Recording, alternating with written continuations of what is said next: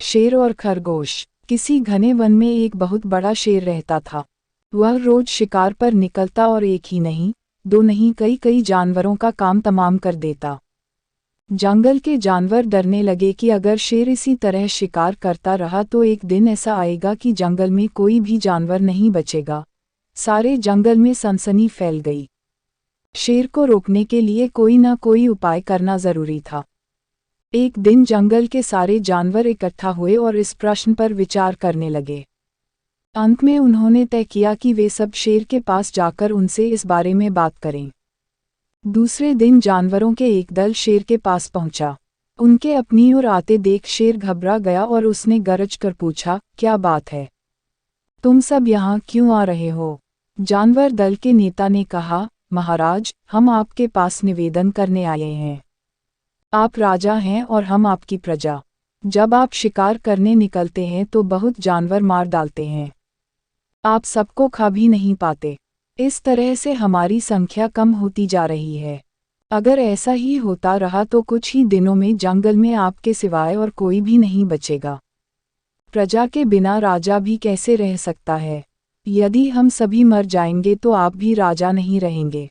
हम चाहते हैं कि आप सदा हमारे राजा बने रहें।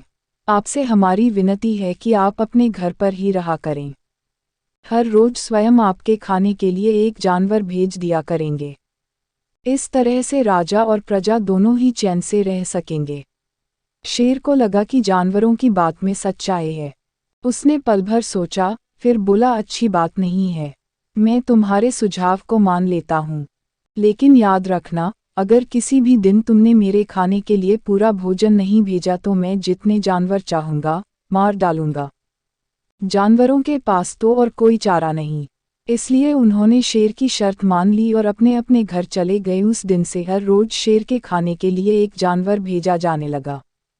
इसके लिए जंगल में रहने वाले सब जानवरों में से एक एक जानवर बारी बारी से चुना जाता था। कुछ दिन बाद खरगोशों की बारी भी आ गई। शेर के भोजन के लिए एक नन्हे से खरगोश को चुना गया।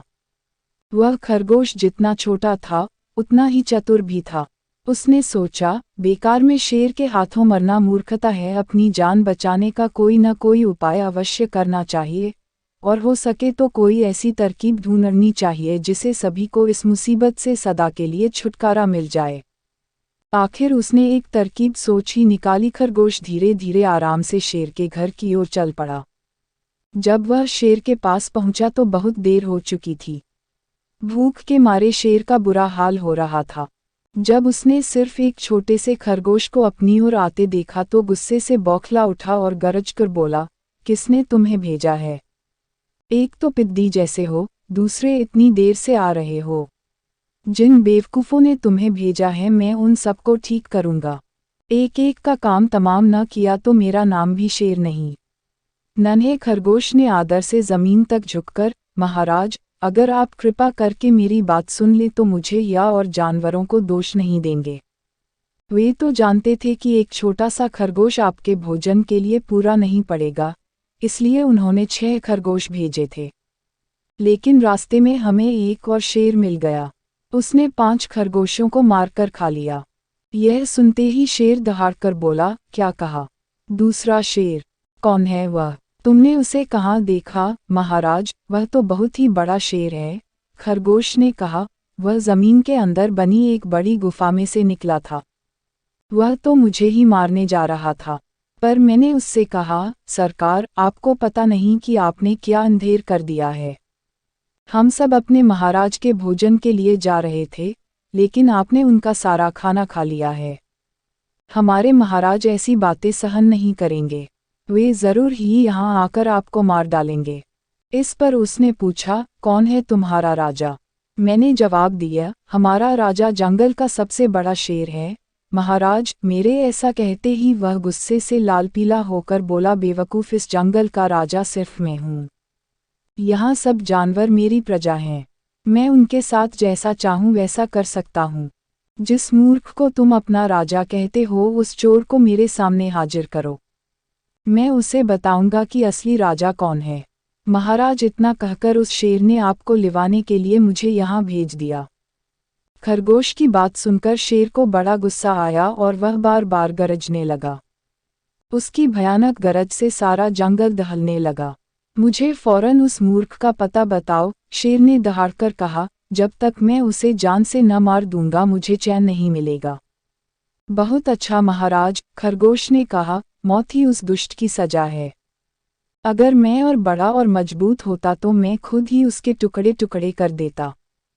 चलो, रास्ता दिखाओ, शेर ने कहा, फौरन बताओ किधर चलना है। इधर आइए महाराज, इधर। खरगोश रास्ता दिखाते हुआ शेर को एक कुएं के पास ले गया और बोला, महाराज, वह दुष्ट शेर जमीन के नीचे किले में रहता है। जरा सावधान रहिएगा, किले में छुपा दुश्मन खतरनाक होता है।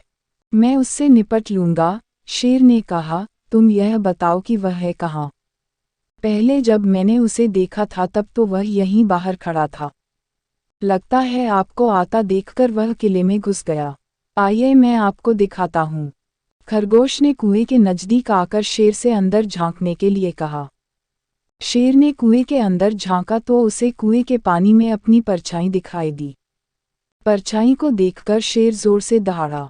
कुएं के अंदर से आती हुई अपने ही दहाड़ने की गूंज सुनकर उसने समझा कि दूसरा शेर भी दहाड़ रहा है। दुश्मन को तुरंत मार डालने के इरादे से वह फौरन कुएं में कूद पड़ा। कूदते ही पहले तो वह कुएं की दीवार से टकराया, फिर धड़ाम से पानी में गिरा और डूबकर मर गया। इस तरह चतुराई से शेर से छुट्टी पाकर नन्हा खरगोश घर लौटा। उसने जंगल के जानवरों को शेर के मारे जाने की कहानी सुनाई। दुश्मन के मारे जाने की खबर से सारे जंगल में खुशी फैल गई। जंगल के सभी जानवर खरगोश की जय जयकार करने